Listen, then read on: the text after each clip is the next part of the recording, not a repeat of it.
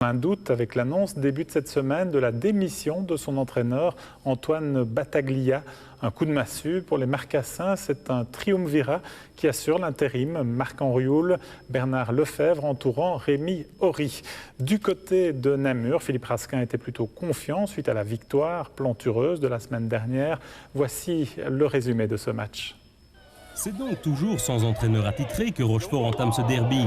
Mais cela ne semble guère inquiéter Ouar et Balenga, qui seulement après 15 secondes de jeu sont tout près d'ouvrir la marque. Après ce départ en fanfare, il faut attendre le quart d'heure pour apercevoir la première possibilité namuroise, avec cette ouverture de Wos pour Stellman. Le match tarde à s'emballer, malgré cette banderie signée Viance.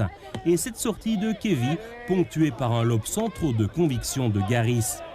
À la demi-heure, ces timides essais locaux sont pourtant récompensés par un but. Ouar botte superbement ce coup franc bien placé dans l'axe et Rochefort prend l'avance 1-0. Les Marcassins auraient même pu doubler leur acquis avant la pause.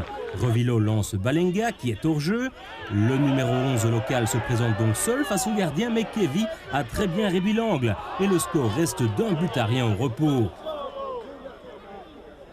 Le second acte démarre en effet tout comme le premier sur les chapeaux de roue. Suite à cette belle offensive dessinée par Noël, Patrice à peine rentré à la place de Declercq et Confente, Namur aurait très bien pu égaliser.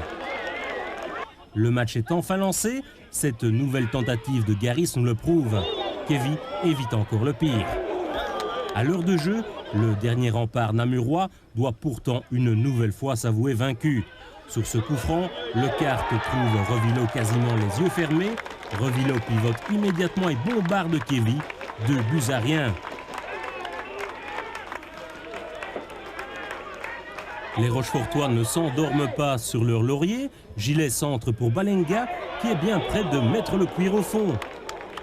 Namur tente de réagir par Libois et Wolf, mais la finition laisse à désirer du côté des Merles.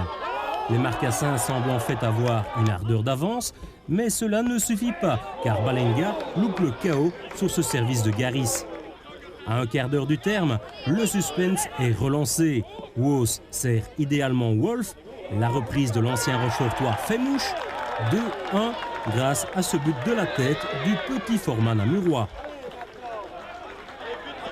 Noël insiste à 5 minutes du terme, mais Hendrick devance cette fois la tentative de Wolf.